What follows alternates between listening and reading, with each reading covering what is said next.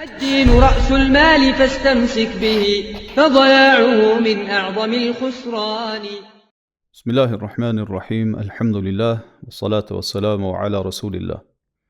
Ne si musliman jemi të urdhëruar ta marrim fen prej burimeve të sakta, prej burimeve të vërteta, burimeve të qëndrueshme, e që janë Kur'ani edhe Suneti i pejgamberit sallallahu alaihi wasallam.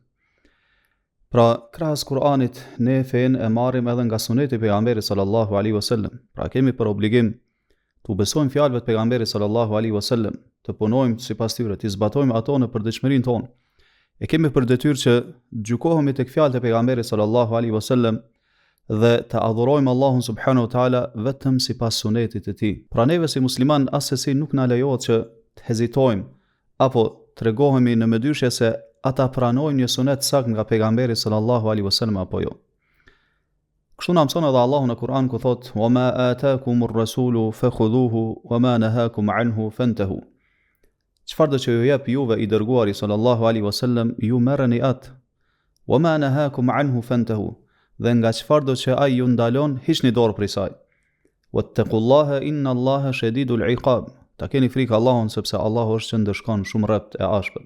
Në këtë ajet po e vrim se si Allahu subhanahu wa taala po na urdhëron që ne të marrim çdo gjë me cilën ka ardhur për ne pejgamberi sallallahu alaihi wasallam, qoftë urdhër, qoftë ndalesë, qoftë fjalë apo qoftë vepër. Pra çdo gjë me cilën ai sallallahu alaihi wasallam ka ardhur prej Allahu subhanahu wa taala, ne si musliman e kemi për detyrë dhe obligim ta ndjekim atë dhe ta pranojmë atë. Kështu ishin edhe brezat e parë të Islamit karshi urdhrave profetike. Transmetohet në Buhari dhe Muslim se Abdullah ibn Mas'udi radhiyallahu anhu i mallkoi disa kategori njerëzish të cilët i bëjnë disa gjunahe të saktuara. Pastaj një grua nga fisi Banu Asad, që kishte emrin Ummu Yaqub, erdhi tek ai dhe i tha: "Më është transmetuar se ti e ke mallkuar filan e filan personin." Ai tha: "Wa ma li la al'anu man la'ana Rasulullah sallallahu alaihi wasallam wa huwa fi kitabillah." Tha: "E përse të mos e mallkoj atë që e ka mallkuar i dërguari i Allahut sallallahu alaihi wasallam, ndërkohë që ky mallkim është edhe në librin e Allahut?" Ajo i tha: "Unë kam lexuar Kur'anin prej fillimit deri në fund. Pra mes dy kopertinave të tij nuk e kam gjetur këtë që po thua ti." Abdullah ibn Mas'udi radhiyallahu anhu i tha: "La in kunti qara'tihi laqad wajadtihi." Nëse e ke lexu, atëherë me të vërtetë e ke gjetë atë.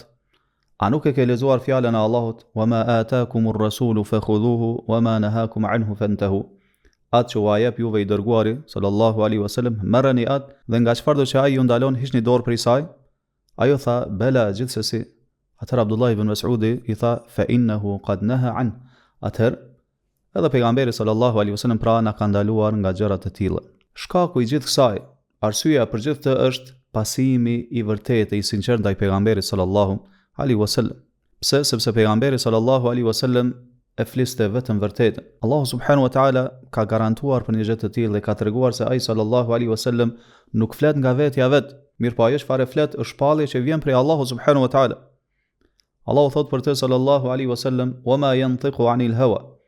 Ai Muhamedi sallallahu alaihi wasallam nuk flet nga vetja vet. "In huwa illa wahyun yuha." Ajo çfarë ai e thot, çfarë flet është shpallje që i shpallet prej Allahu subhanahu wa taala, është frymëzim prej Allah. Andaj pra ne e kemi obligim që ta ndjekim këtë të dërguar madhështor, t'i bindemi atij, t'i dëgjojmë fjalët e tij, urdhrat e tij, të largohemi nga ndalesat e tij. Dhe ta dim se bindja ndaj tij realisht është bindja ndaj Allahu subhanahu wa taala. Ashtu si thot Allahu në Kur'an: "Me yuti'ir rasula faqad ata'a Allah."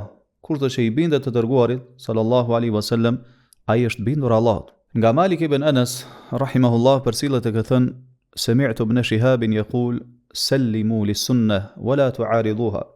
Thotë kam dëgjuar ibn Shihab rahimahullah duke thënë: "Dorëzojuni sunetit, nënshtrojuni sunetit pejgamberit sallallahu alaihi wasallam dhe mos e kundërshtoni atë me mendimet dhe pikpamjet tuaja." Po ashtu përcillen nga Imam Shafiu rahimahullah të ka thënë: "Idha wajadtum li rasulillahi sallallahu alaihi wasallam sunnatan fattabi'uha." Nëse e gjeni një sunet, do thot sakt nga pejgamberi sallallahu alaihi wasallam, ndiqeni atë. "Wala taltafitu ila qawli ahad." Dhe mos i kushtoni vëmendje pastaj fjalës të askujt, kushdo qoftë ai. Po ashtu transmetohet nga Imam Shafiu të ka thënë: "Idha sahha al-hadithu fa huwa madhhabi."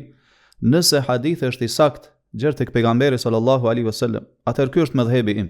Kështu ishte gjendja e dietarëve të mirëfillt islam, të imamëve të fesë. Pra ata e kuptonin mirë një gjë të tillë se vetëm pejgamberi sallallahu alaihi wasallam është ai që duhet pasohet. Ibn Taymiyyah rahimahullah sqaron se muslimani duhet të nënshtrohet fjalëve të pejgamberit sallallahu alaihi wasallam, fesë me të cilën ka ardhur pejgamberi sallallahu alaihi wasallam, dhe thotë: "Wa laysa lahu mu'aradatuhu bi ra'yihi wa hawa." Muslimanit asesi nuk i takon, nuk i përket që ti kundërshtoj fjalët e pejgamberit sallallahu alaihi wasallam me pikpamjet e tij, me mendimet e tij apo me tekat e tij dhe dëshirat e tij. Elusim Allahun subhanahu wa taala të na jap sukses që ta pasojmë pejgamberin sallallahu alaihi wasallam ashtu siç është më smiri. Wa sallallahu wa sallam ala nabina Muhammad wa ala alihi wa ashabihi ajma'in.